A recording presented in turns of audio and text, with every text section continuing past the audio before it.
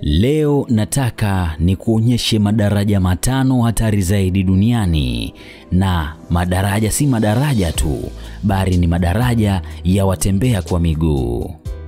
Yawezekana hata Afrika yapo, lakini kwa bahati mbaya hajaingizwa kwenye rekodi hii. Daraja la 5 linaitwa Trift Bridge. Hili daraja linapatikana Swaziland. Daraja hili limejengwa mwaka 2004 na kukarabatiwa au kufanyiwa matengenezo kwa awamu ya pili mwaka 2009.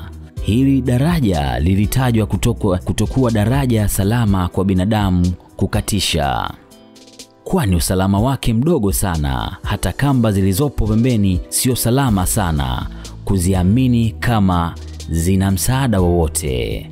Na ukilitazama hili daraja unaweza kaogopa kwa mara ya kwanza, hususan kwa wale watu ambao ni waoga kupita juu ya madaraja, basi hapa hawezi kupita.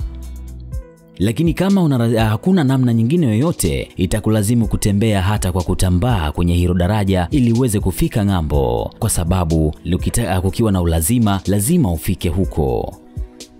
Lakini pia kuna daraja la 4. Hili daraja linajulikana kwa jina la Mosu Suribashi Bridge, lipo huko Japan. Hili ni daraja ambalo lina miaka zaidi ya 50 kwa sasa, toka litengenezwe mwaka 1950.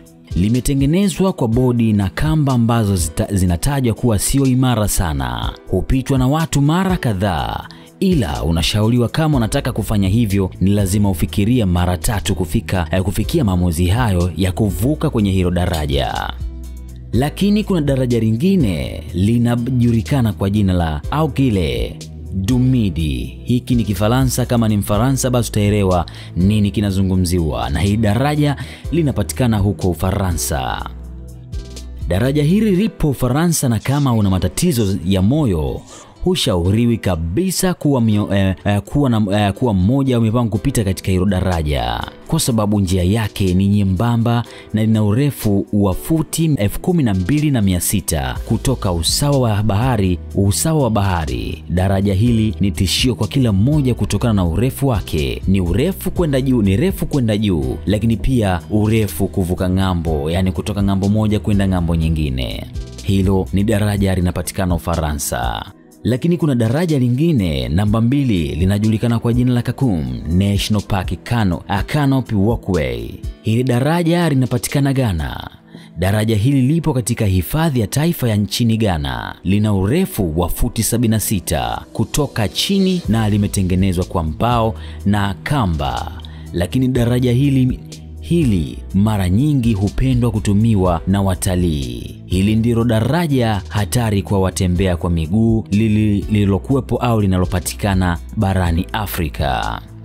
Yawezekana hata kwenu kuna daraja la ajabu, ila halijawekwa kwenye hii orodha. Basi kama lipo, unaweza kaliainisha hapa kwenye comment tuweze kujua na tuweze kulitembelea au kulifikia hilo daraja. Lakini daraja namba 1 linajulikana kwa jina la Marienbrücke.